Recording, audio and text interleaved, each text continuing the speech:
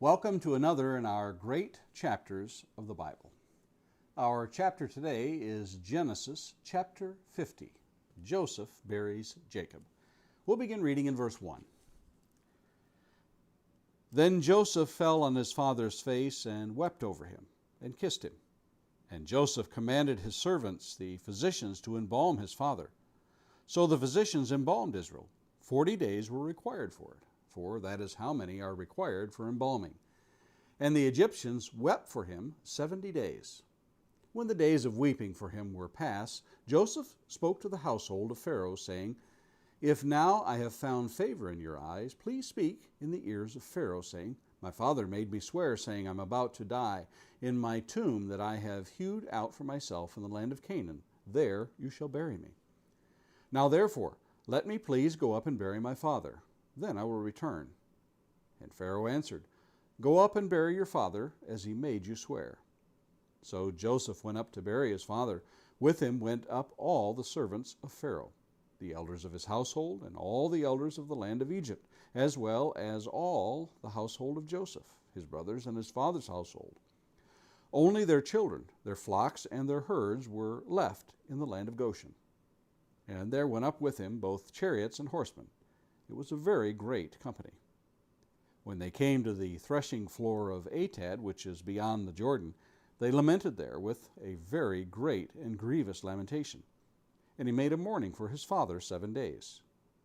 When the inhabitants of the land, the Canaanites, saw the mourning on the threshing floor of Atad, they said, This is a grievous mourning by the Egyptians. Therefore the place was named Abel Mizraim. It is beyond the Jordan. Thus his sons did for him as he had commanded them.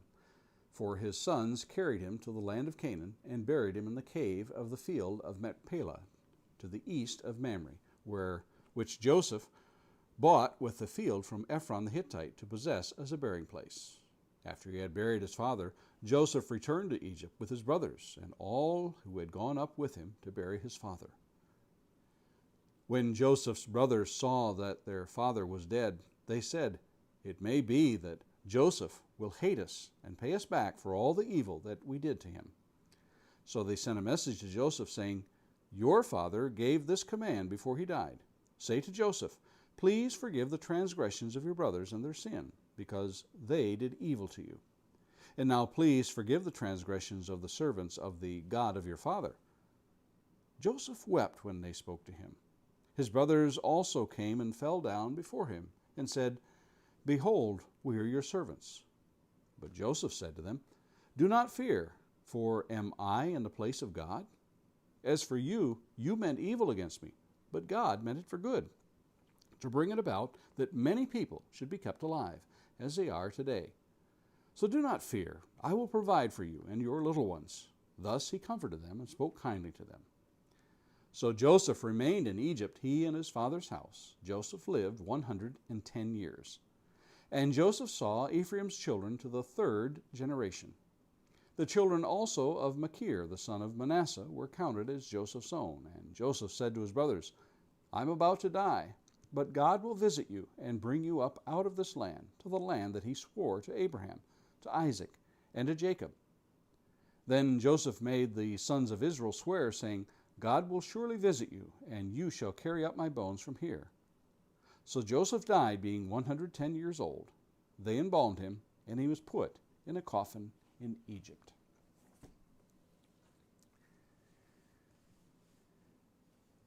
Once upon a time, they lived happily ever after. That lacks a certain flair for the dramatic, don't you think? There's no conflict, no danger, nothing really. Would you read a book knowing ahead of time that it lacked the elements of a good plot? In reality, that's what we would like many times in our life. We want to choose the elements of danger, like a good roller coaster ride, or drama, like watching a thunderstorm roll by in the distance, or conflict, such as a sporting event where our team wins because they're the favorite.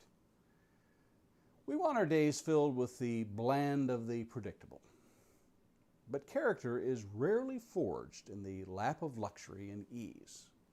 It is in the furnace of affliction and struggle and challenge that true character is often developed. I think of it rather like muscle tone. In spite of what those infomercials tell us, getting in shape is not easy, and 5 minutes a day doesn't give us those ripped features they so often show us by their models in the ads.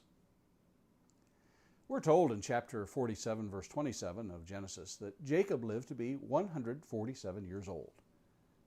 And he told Pharaoh that he was 130 years old when he met him, having come to Egypt in chapter 47, verse 9. The math tells us that he lived 17 years in Egypt. So Joseph spent the first 17 years of his life with his father and the last 17 years of his father's life with him. The middle 22 years between ages 17 and 39 are what are the utmost concern, as the brothers once and for all had to settle accounts, so to speak. Jacob's life had been a hard one, for so he describes it to Pharaoh in Genesis 47:9. Jacob said to Pharaoh, "The days of the years of my pilgrimage are 130 years. Few and evil have been the days of the years of my life, and they have not attained to the days of the years of the life of my fathers in the days of their pilgrimage." From the day he came out of the womb, clutching his brother's heel, it seems as though life had dealt him a harsh hand. But I wouldn't be so quick to characterize his life always that way. You and I have that luxury, not having endured what he did. We see the outcome in the big picture. The writer of the book of Hebrews mentions Jacob among the great ones of faith in Hebrews 11:20 and 21. By faith, Isaac blessed Jacob and Esau concerning things to come. By faith, Jacob, when he was dying, blessed each of the sons of Joseph and worshiped, leaning on the top of his staff. Stephen mentions Jacob in passing when he recounts the history of the patriarchs to the Jewish council at the close of his life. He describes it thus in Acts 7:14 through 15. Then Joseph sent and called his father Jacob and all his relatives to him, 75 people. So Jacob went down to Egypt, and he died, he and our fathers. Nearly all of the last half of Genesis is within the lifetime of Jacob. With the close of Genesis comes the close of Jacob's life and his burial.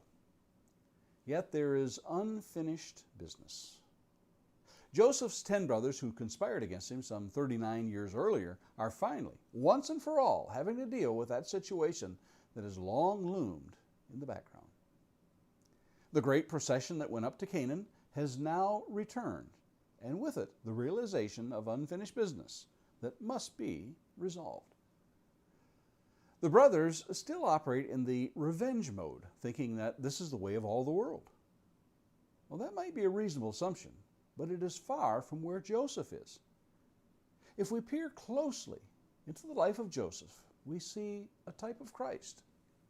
You remember a type in the Old Testament was a shadow of what was coming in the New Testament in Christ. Some of the shadows we find in the Old Testament are talking about the bronze serpent in Numbers 21:8 and Christ in John 3:14, or the Egyptian bondage of the Old Testament and that of the slaves to sin in the New Testament, and the manna from heaven in Exodus 16 and Christ, the true bread, in John 6:32. As it pertains to the type and antitype of Joseph and Jesus, we find that both Joseph and Jesus were despised. Both went down to Egypt. Both were falsely accused and arrested. Both resisted temptation to sin. Both were sold. Both showed compassion and showed pardon to those who did them wrong, among other things they shared in common. Joseph had already revealed, in spite of their wicked scheme, that it was God who sent him there in Genesis 45:5. Now again, Joseph must point out the bigger picture to them, one based on mercy and not revenge, one based on forgiveness and not bitterness. How astounding it must have been when they threw themselves at Joseph's feet and offered themselves as mere servants, and then to hear Joseph's reply in Genesis chapter 50, verses 19 through 21. But Joseph said to them, "Do not fear, for am I in the place of God? As for you, you meant evil against me, but God meant it for good, to bring it about that many people should be kept alive, as they are today.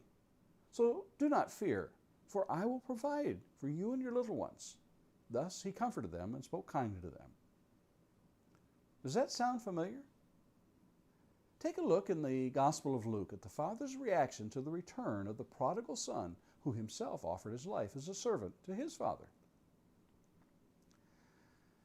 One wonders how many times we must read these accounts that reveal the great truths of God's mercy and kindness before we grasp how great His love is for us and the lengths with which He was and is willing to go to secure our place with Him in eternity.